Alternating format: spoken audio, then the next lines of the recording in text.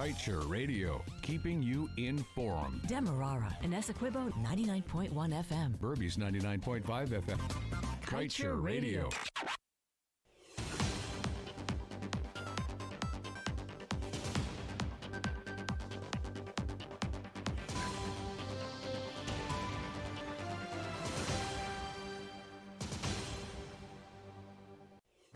Good evening and welcome to this evening's newscast right here on Kaieteur Radio. I am Kevin Smith.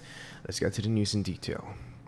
To execute development plans for the Liza Phase 2 and Payara projects in the Starbuck block in a COVID-19 era, it remains hell-bent on aggressively pursuing exploration in other untapped parts of the offshore concession.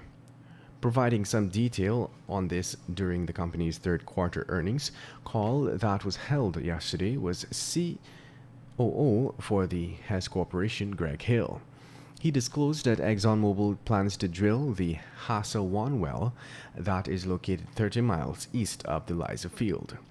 Hill said that the well would be spud before the end of the year, with the results effected in the first quarter of 2021.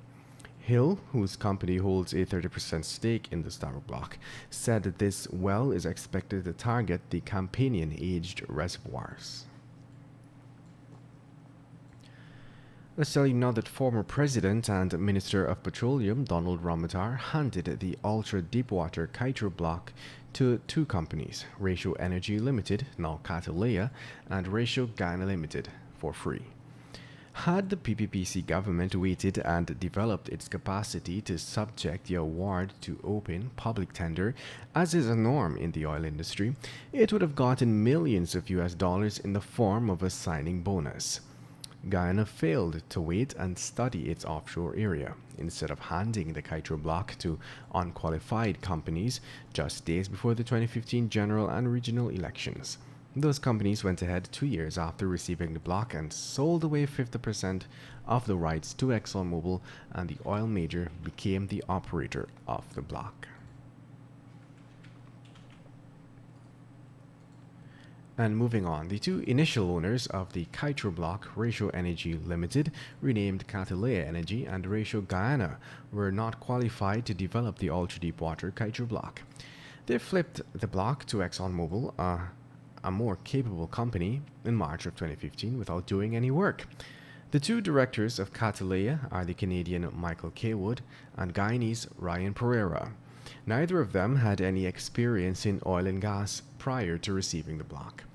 As for Ratio Guyana, the other initial owner of the block, its parent company is the Israeli company Ratio Petroleum. This company has nearly 3 decades of experience in the industry.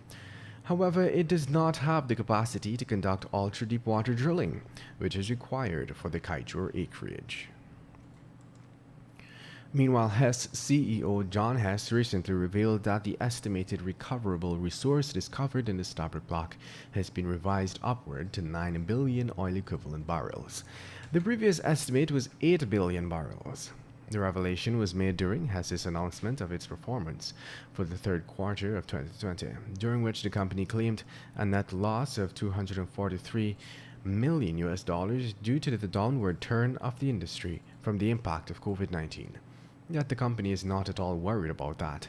It expects Guyana to drive its recovery. In spite of the loss incurred, Hess was keen to note that the company remains optimistic about the strong recovery thanks to discoveries offshore Guyana. Let's tell you now that leader of the opposition, Joseph Harmon, once again denied knowledge of details of the Kanji and Kaieteur oil blocks award and subsequent transfers of interest. In doing so, the former Minister of State denied that the Ministry of the Presidency, where he served under the previous government, had anything to do with the transfers of interests in the block.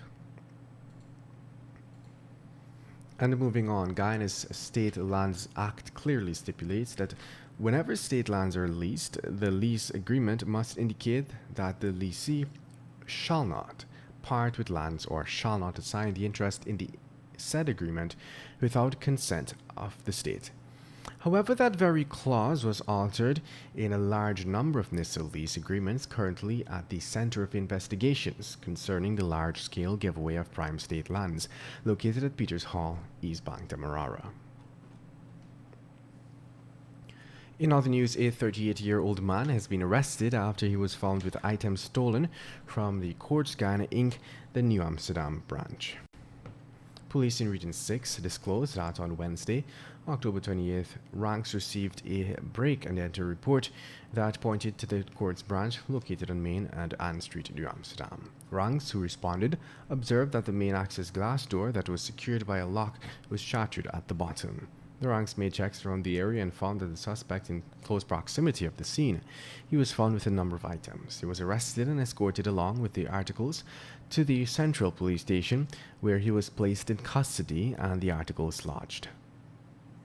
The suspect has been identified as an unemployed male of Timmersdam, Angois Avenue, New Amsterdam, Berbice.